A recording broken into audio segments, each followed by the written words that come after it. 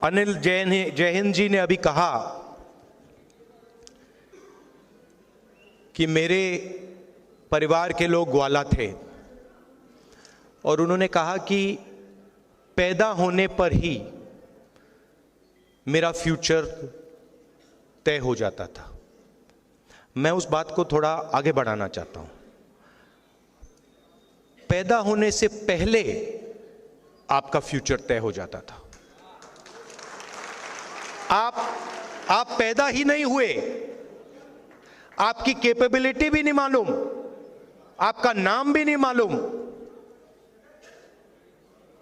आपका फ्यूचर तय हो जाता था।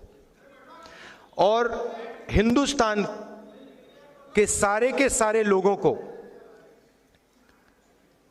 छोटे छोटे खांचों में डाल दिया जाता था।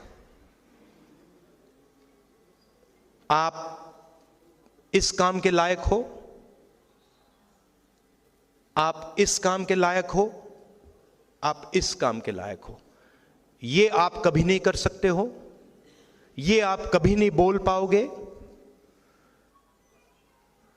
आपके पैदा होने से पहले डिसीजन लिया जाएगा कि आपको कोई छुएगा नहीं, आप कभी जमीन नहीं खरीद पाओगे। तो ये सारा पैदा होने से पहले ही डिसाइड हो जाता था। और हिंदुस्तान के करोड़ों लोगों ने, अरबों लोगों ने हजारों साल इस प्रकार जिंदगी जी है।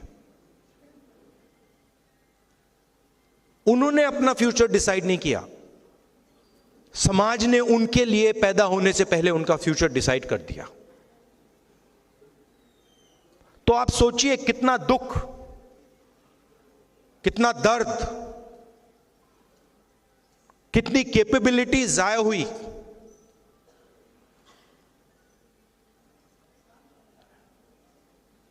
और इस चीज को बदलने के लिए बहुत सारे लोग खड़े हुए। हिस्टोरिकली लिस्ट है, जयहिंद जी ने उनके नाम लिए, मगर सब के सब ने एक ही बात की थी,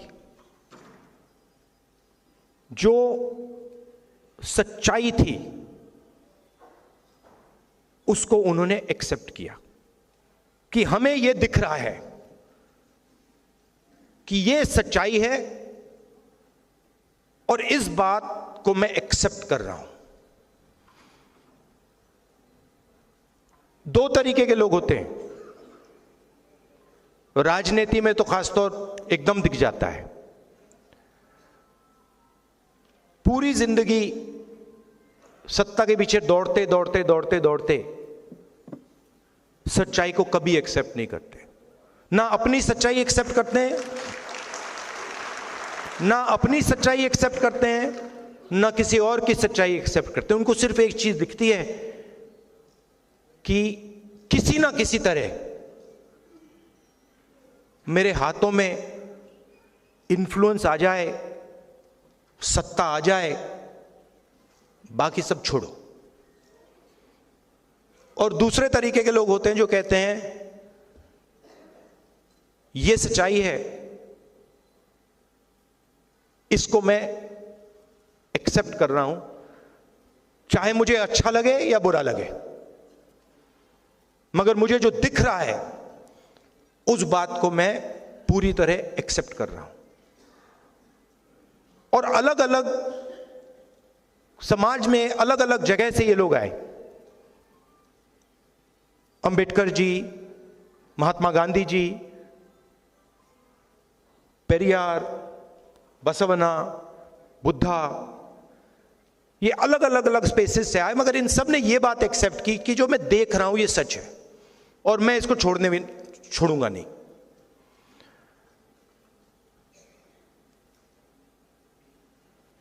हिंदुस्तान में बहुत सारी ऐसी मूवमेंट्स हुई, मगर 3000 साल में सबसे सक्सेसफुल मूवमेंट यह है।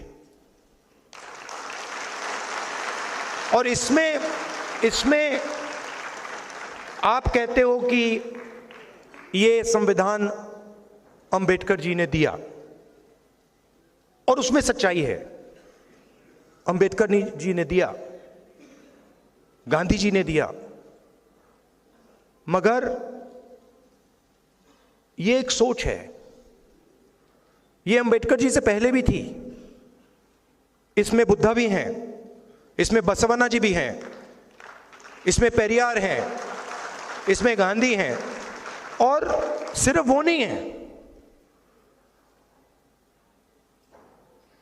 बहुत सारे ऐसे भी लोग हैं जिनके नाम किसी ने सुने भी नहीं। वो इसी चीज के लिए लड़े थे।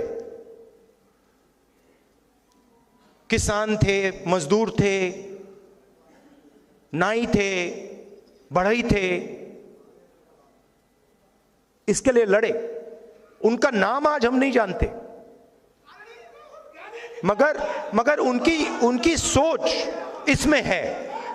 तो जो भी, मेरा कहना है, जो भी हिंदुस्तान में अन्याय की सच्चाई को एक्सेप्ट करता है, उसकी सोच इसमें है। और इसने करोड़ों लोगों के लिए दरवाजे खोले हैं।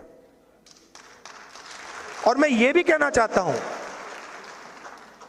कि जो हमारी एक्सपेक्टेशन थी, जो फाउंडिंग फादर्स की एक्सपेक्टेशन थी, जो महात्मा गांधी की एक्सपेक्टेशन थी, जवाहरलाल नेहरू की एक्सपेक्टेशन थी, अंबेडकर जी की एक्सपेक्टेशन थी, उससे कम लोगों को इस किताब का फायदा हुआ है।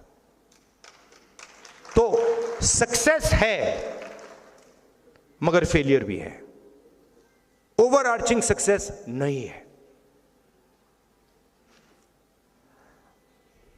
सिंपल सी बात है। इसको लोग कहते हैं कि ये राइट्स का डॉक्यूमेंट है, अधिकार का डॉक्यूमेंट है, इससे हमें लोकतांत्रिक अधिकार मिलता है। सही, मगर ये ट्रांसफर ऑफ पावर का भी डॉक्यूमेंट है। ये ट्रांसफर ऑफ एसेट्स का भी डॉक्यूमेंट है। ये ट्रांसफर ऑफ वेल्थ का भी एक डॉक्यूमेंट है। ये ट्रांसफर ऑफ स्किल्स का भी डॉक्यूमेंट है। अब अगर हम हिंदुस्तान को आज देखें, और मैं 15, 20, 30, 40, 50 साल पहले की बात नहीं कर रहा हूं, मैं आज की बात कर रहा हूं। और अगर आज हम अपने देश को देखें, 95% लोग पिछड़े वर्ग के, अप्रोक्सीमेटली 50, 15% दलित, 8% आदिवासी, 15% माइनॉरिटी, उसमें आप 5% गरीब जनरल कास्ट जोड़ दीजिए, 95% लोग। आप मीडिया में देखिए, मीडिया कोई मामूली औजार नहीं है। यह नैरेटिव बनाता है, देश का नैरेटिव बनाता है, पूरे देश का, पूरे देश के नैरेटिव को इन्फ्लुएंस करता है। यहां बड़े बड़े पत्रकारों में, जर्नलिस्ट में, मीडिया ओनरशिप में आपको एक पिछड़े वर्ग का व्यक्ति नहीं मिलेगा। अब बात अच्छी लगे ना लगे, यह रियलिटी है, यह सच्चाई है।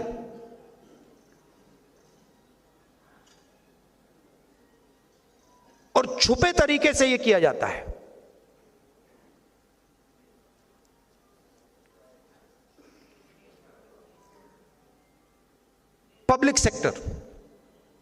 पब्लिक सेक्टर में 90% के लिए रास्ते खुलते थे। ज्यादा नहीं खुलते थे, मगर खुलते थे।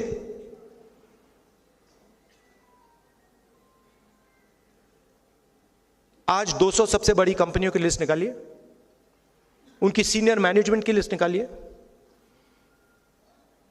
उनकी जो बड़े बड़े सैलरी, करोड़ों रुपए वाली सैलरी वाले लोग हैं, उनकी लिस्ट निकालिए, दिखा दीजिए कौन सा पिछड़ा है वहां पे, कौन सा दलित है, कौन सा आदिवासी है, कौन सा गरीब जनरल कास्ट का है, दिखा दीजिए।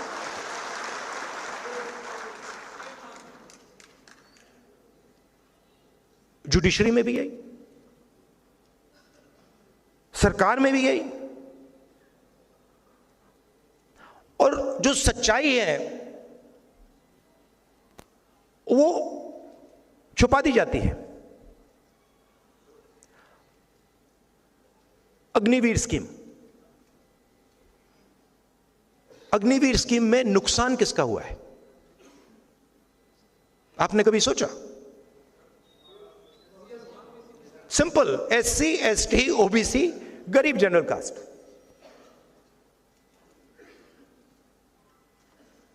अग्निवीर सीनियर लेवल पे नहीं है, अग्निवीर जवान के लिए है। और 2 तरीके के शहीद बनाए जा रहे हैं। तो जहां भी देखो 90% तो है ही नहीं। अब मैं सिर्फ एक बात कह रहा हूं कि सब कुछ छोड़ दीजिए,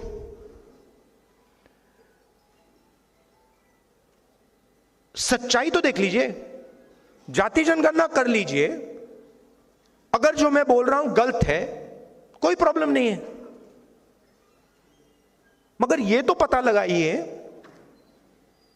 कि इस देश में पिछड़े वर्ग के कितने लोग हैं, दलित कितने हैं, आदिवासी कितने हैं, यह तो पता लगाइए। कौन सी संस्थाओं में है, कहां हैं, कोर्ट्स में कितने हैं। और रिएक्शन आता है कि नहीं होना चाहिए। इससे क्या होगा? इससे हिंदुस्तान के करोड़ों लोगों को हिंदुस्तान की सच्चाई पता लगेगी। यही होगा। इस सच्चाई से लोग क्यों डर रहे हैं? देखिए, अगर हिंदुस्तान को मजबूत बनाना है, जो मोदी जी सुपर पावर की बात करते हैं, तो 90% आबादी के बिना तो हो ही नहीं सकता ना। कैसे होगा? आप ये कह दो कि भैया ब्यूरोक्रेसी में 90% नहीं आएंगे, मीडिया में 90% नहीं आएंगे, स्पोर्ट्स में 90% नहीं आएंगे, ब्यूटी पैजेंट्स में 90% नहीं आएंगे, तो कौन सा सुपर पावर बनने वाला है? मतलब आप अपनी 10% आबादी का सुपर पावर बनाओगे क्या? मतलब कौन सी दुनिया में हो आप? सुपर पावर तो 90% है।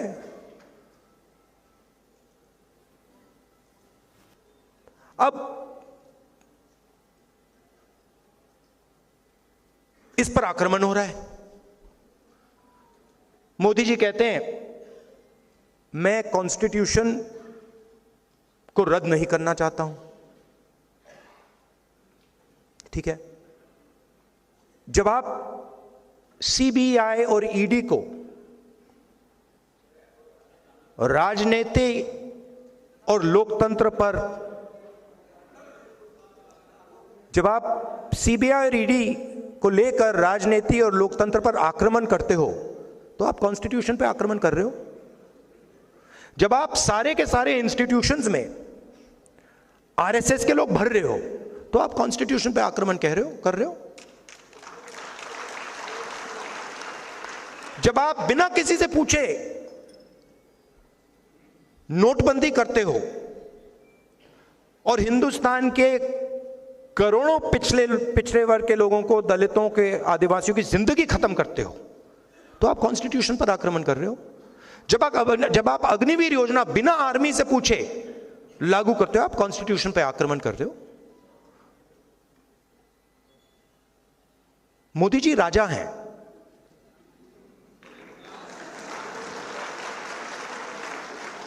मैं सच बोल रहा हूं। मोदी जी प्राइम मिनिस्टर नहीं है, मोदी जी राजा हैं। उनको कुछ लेना देना नहीं, कैबिनेट से कुछ लेना देना नहीं, पार्लियामेंट से कुछ लेना देना नहीं, कॉन्स्टिट्यूशन से कुछ लेना देना नहीं। 21वीं सदी के वो राजा हैं। और और और उनके जो फाइनेंसियर्स हैं पीछे, जो 2-3 फाइनेंसियर्स हैं, वो राजा का पूरा टेम्पो वाले,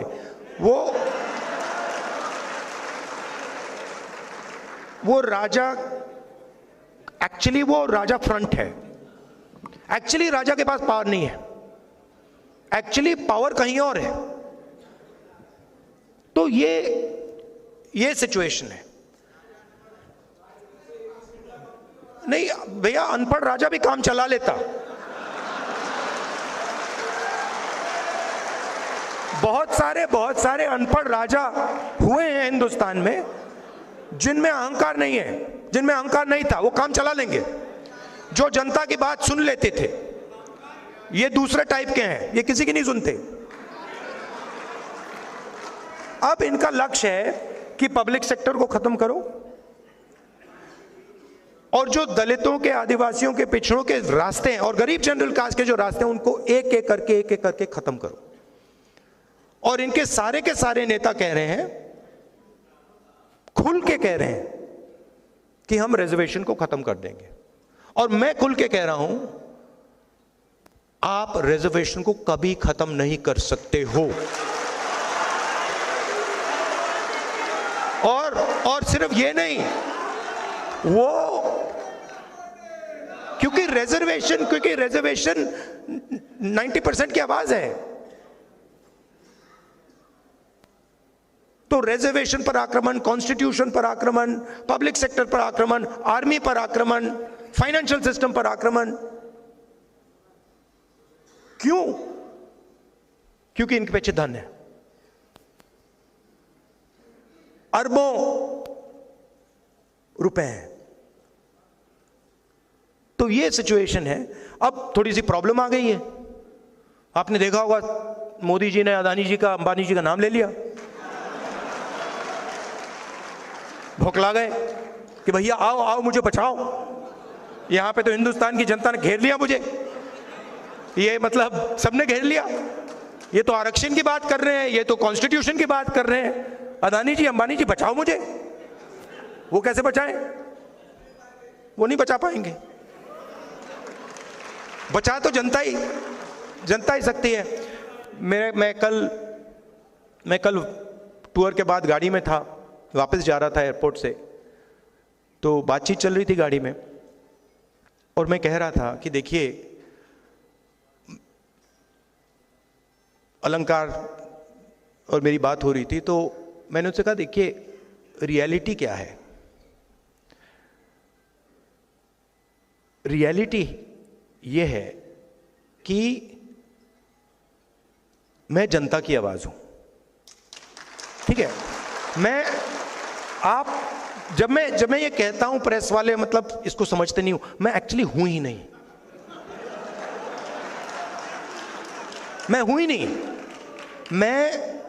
मैं भारत जोड़ो यात्रा में ये बात समझ गया कि मैं जनता की आवाज हूं, जनता का दर्द हूं, जनता का दुख हूं, और कुछ नहीं है। और मुझे और किसी चीज में इंटरेस्ट भी नहीं है। तो अब सवाल उठता है आगे क्या करना है। सबसे पहले जो हिंदुस्तान की सोशल रियलिटी है, और किसी का नुकसान नहीं करना, बट जो हिंदुस्तान की सोशल रियलिटी है उसको देश के सामने रखना है। किसी को चोट नहीं मारनी, किसी को धमकी नहीं देनी, यह कहना है देखिए भैया ये हिंदुस्तान की सोशल रियलिटी है, इस देश में इतने दलित हैं, इतने आदिवासी हैं, इतने पिछड़े लोग हैं, इतने माइनॉरिटीज हैं, इतने गरीब जनरल कास्ट के लोग हैं, और ये जो लोग हैं इनकी इतनी भागीदारी है, मीडिया में इतनी भागीदारी है, कॉर्पोरेट इंडिया में इतनी भागीदारी है, जुडिशरी में इतनी, इलेक्शन कमीशन में इतनी, सीबीआई, ईडी, इनकम टैक्स में इतनी। आपने नोट किया है कि सीबीआई, ईडी मुझे छोड़कर 55 घंटे मुझसे मतलब इंटरोगेशन किया। मैं 2-3 साल बाद आपको बताऊंगा उस डिस्कशन में क्या हुआ।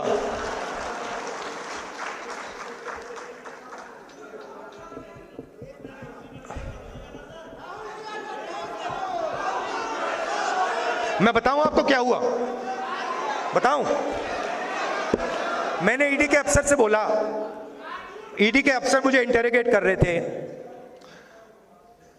और मैंने उनसे बोला कि देखिए, आप सोच रहे हो कि आपने मुझे यहां बुलाया है, मगर आप गलतफहमी में हो। आपने मुझे यहां नहीं बुलाया, मैं यहां आया हूं।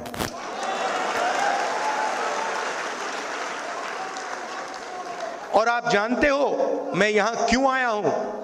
कहते हैं नहीं, मैं यहां इसलिए आया हूं क्योंकि मैं देखना चाहता हूं हिंदुस्तान के लोकतंत्र की हत्या कौन लोग कर रहे हैं।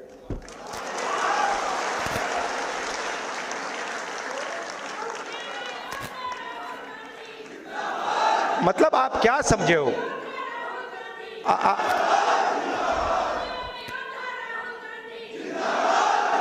मैं वहां पे इंटरोगेशन हो रहा था, वहां पे एक सेल पड़ा हुआ था, वो लॉकअप होता है, वो इंटरोगेट कर रहा है मुझे। मैं सोच रहा हूं यार, मेरे परदादा 12 साल ऐसे सेल में बैठे थे, कम से कम 10 साल तो मुझे भी जाना चाहिए। आप मुझे कोई भी सेल दे दो, कोई फर्क नहीं पड़ता। तो मेरा कहना है कि हिंदुस्तान की जनता के सामने हिंदुस्तान की रियलिटी डालनी है। और मैं बिलीव करता हूं, चाहे वो किसी भी जात का व्यक्ति हो, अगर हमने रियलिटी सामने रख दी ऐसे, हिंदुस्तान की राजनीति बिल्कुल बदल जाएगी।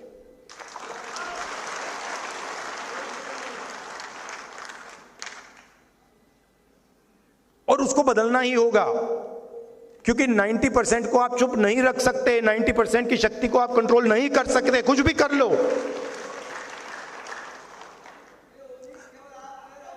नहीं, ये बहुत सारे लोगों में, आप में भी है।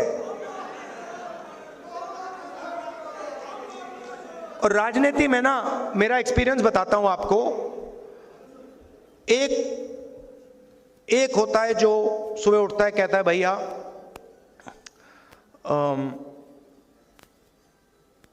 सत्ता कैसे मिलेगी, सत्ता कैसे मिलेगी, 24 घंटा वही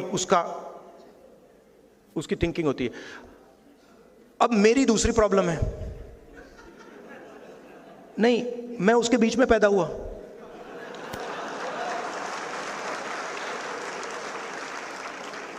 अब अजीब सी बात है, मुझे उसमें इंटरेस्ट ही नहीं है। वो मेरे लिए औजार है, वो मेरे लिए औजार है कि उसका मैं प्रयोग जनता की मदद करने के लिए कैसे करूं।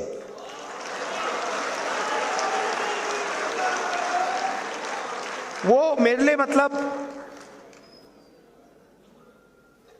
ड्रग नहीं है, नशा नहीं है। मैंने अपनी दादी की लाश देखी है, पिता की लाश देखी है। तो एक पॉलिटिकल व्यक्ति के अंदर एक पॉलिटिकल क्रिस्टलाइजेशन होता है। बहुत सारे लोगों के अंदर पॉलिटिकल क्रिस्टलाइजेशन कभी होता ही नहीं है। पूरी जिंदगी निकल जाती है, सुबह उठते हैं, किसी को काटते हैं, किसी को डराते हैं, किसी से लड़ते हैं, कोई सूट पहन लेता है, कोई मतलब अलग अलग वीडियो बनाते हैं, तो उनको तो छोड़ दो। मगर फिर ऐसे भी लोग होते हैं जो कहते हैं कि भाई अब हमारे पास 15-20 साल हैं, 30 साल हैं, अब कुछ अच्छा किया जाए, कुछ दम का किया जाए। तो पॉलिटिकल क्रिस्टलाइजेशन हो जाता है। एक बार पॉलिटिकल क्रिस्टलाइजेशन हो जाता है तो फिर क्लैरिटी आ जाती है कि मुझे ये करना है और कुछ नहीं करना। और मेरे माइंड में ये क्लैरिटी आ गई है कि इस देश में 90% लोगों को भागीदारी दिलवानी है, और 90% लोगों के लिए एक के बाद एक दरवाजे खोलने हैं। मीडिया में, कॉर्पोरेट इंडिया में, जुडिशरी में, सब जगह। ऐसा इंडिया, ऐसा हिंदुस्तान हम चाहते हैं, सब चाहते हैं। तो ये करने में बड़ा मजा आ रहा है मुझे। 4000 किलोमीटर चल गया, पता भी नहीं लगा मुझे ये हुआ क्या। हाँ, अब बड़ी इंटरेस्टिंग बात है, मैं आपको बताऊं, बड़ी इंटरेस्टिंग बात है। पॉलिटिकल क्रिस्टलाइजेशन से क्या होता है, या पॉलिटिकल जब क्लैरिटी आ जाती है, होता क्या है। मैं 2004 से राजनीति में हूं, ठीक है। 2 साल पहले मैंने भारत जोड़ो यात्रा की, 4000 किलोमीटर चला, और मेरा जो सुनने और देखने का तरीका था वो बदल गया।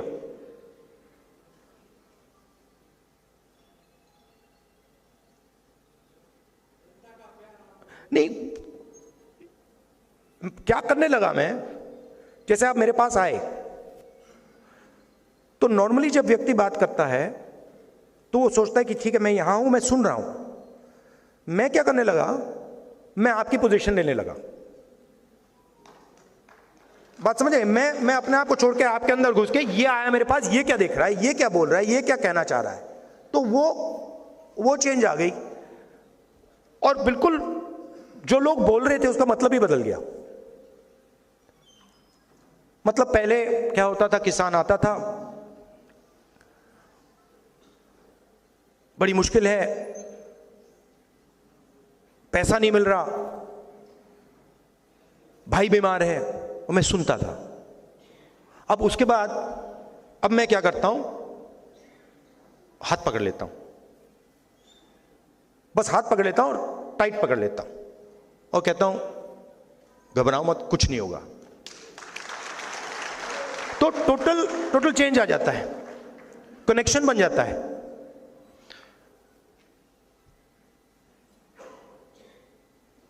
तो भारत जोड़ो यात्रा से पहले 20 साल में राजनीति में था,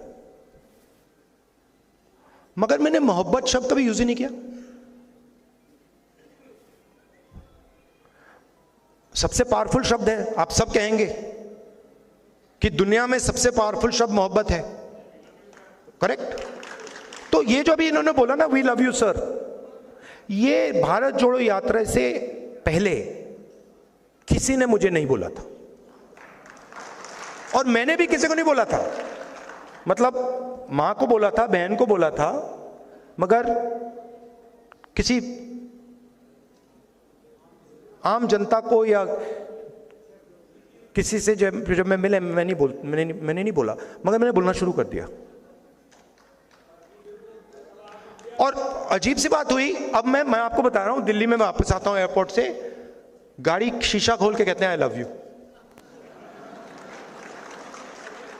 तो ये मैं आपको क्यों कह रहा हूं, क्योंकि हिंदुस्तान में जो भी सक्सेसफुली सामाजिक न्याय की लड़ाई लड़ा है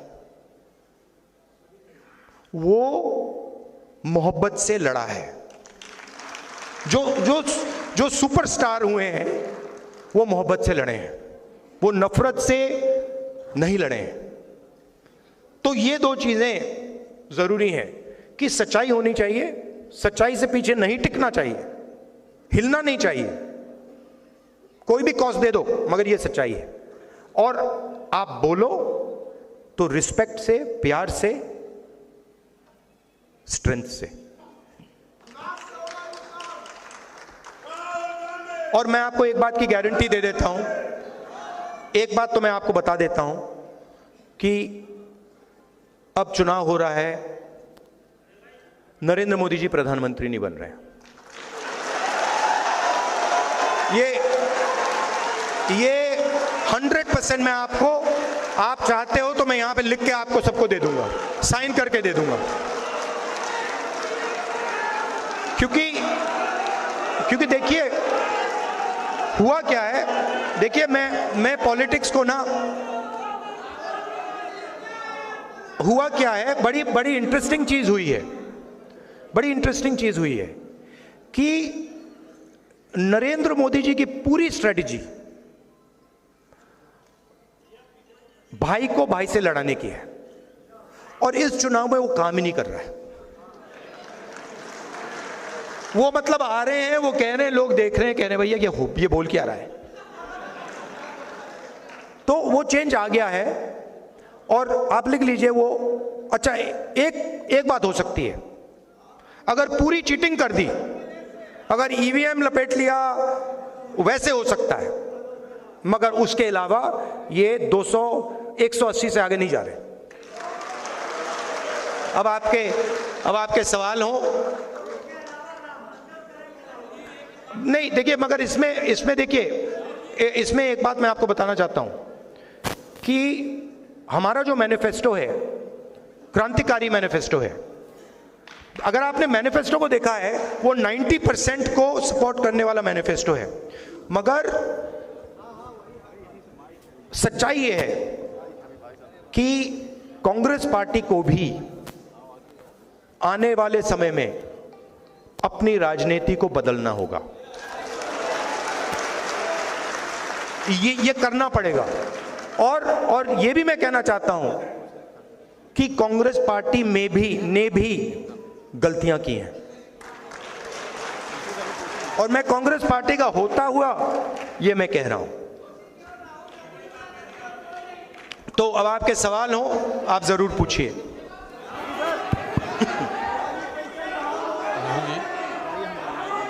एक दो सवाल एक करके ब्रदर।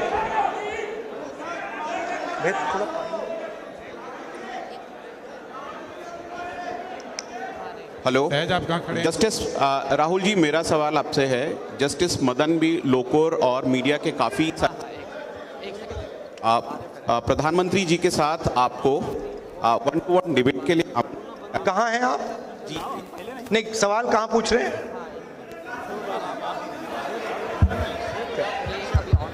अच्छा ठीक है। हाँ, मेरा सवाल ये है, जस्टिस और मीडिया साथियों ने मंत्री जी, आवाज नहीं आ रही आपकी।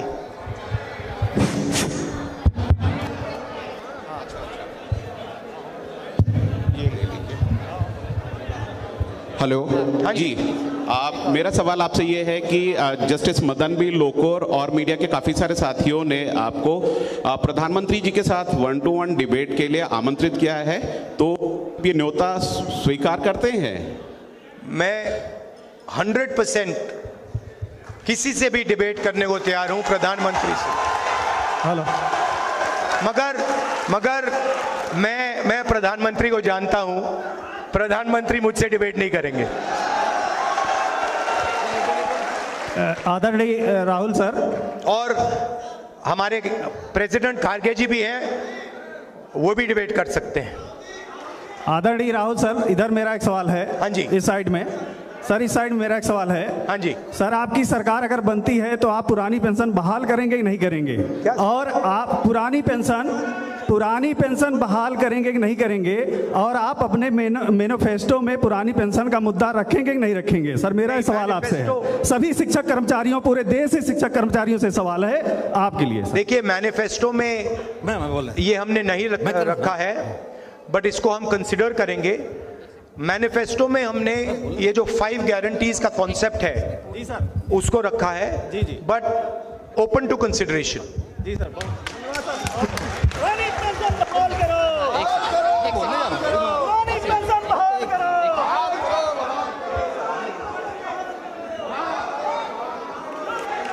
सुनाई नहीं दे रहा। माननीय राहुल गांधी जी, एक्सक्यूज मी। बाद में बात कर लूंगा, और 2-3 और क्वेश्चन है। ये बताइए माननीय राहुल गांधी जी, राहुल साहब, राहुल जी, हुकूमत आपकी बनने जा रही है, आप 85% रिजर्वेशन देंगे? सर मैं वर्तिका सिंह अंतर्राष्ट्रीय निशानेबाज हूँ मैं। हाँ। और राष्ट्रपति पदक विजेता हूँ मैं। और सर मुझे न्याय कब मिलेगा? 5 साल से स्मृति ईरानी ने मेरे परिवार को और हम लोगों को जान से मारने की धमकी दिया। 5 साल से एक लड़की जो अंतर्राष्ट्रीय स्तर पे जिसने देश को रिप्रेजेंट किया है, उसके साथ ये अन्याय हो रहा है। मैं अकेली लड़ाई लड़ रही हूँ। आप आके मुझे डिटेल्स दे सर, दीजिए, मैं इतनी दे बार दीजिए। लोगों से कितनी बार रिक्वेस्ट किया सर, मुझे प्लीज आप वचन दीजिए कि आप मुझे अपॉइंट आप डिटेल्स हमें दे दीजिए। मैं एग्जैक्टली केस के बारे में जानता नहीं हूँ, आप डिटेल्स मुझे दे दीजिए। राहुल जी, पूरे देश में पूरे देश के जितने संस्थाओं का राहुल जी देश में जितने संस्थाओं का निजीकरण इधर से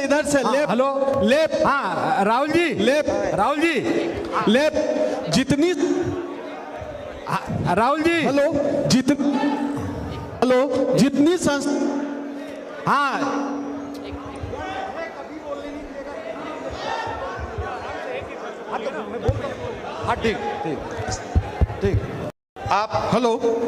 जितनी संस्थाओं का निजीकरण किया गया है, क्या उन संस्थानों का फिर से राष्ट्रीयकरण किया जाएगा?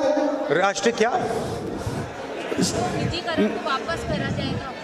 जितनी संस्थाओं को मोदी जी ने बेच दिया है, क्या उस संस्थानों का फिर से राष्ट्रीयकरण होगा? नहीं,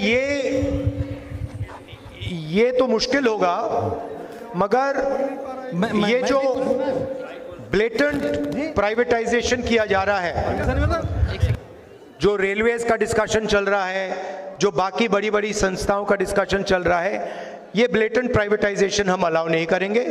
हमारी फिलॉसफी ये है कि सरकार का एजुकेशन में, हेल्थ केयर में रोल होना चाहिए और उस रोल को हम प्रोटेक्ट करेंगे और ज़्यादा से ज़्यादा लोगों को सरकारी नौकरी देने का काम करेंगे। आपका बहुत बहुत धन्यवाद, बहुत अच्छा लगा मुझे यहाँ आकर। थैंक यू, नमस्कार, जय हिंद। आपको यह खबर कैसी लगी हमें कमेंट्स में ज़रूर बताएं। वीडियो अच्छी लगी हो तो लाइक ज़रूर करें।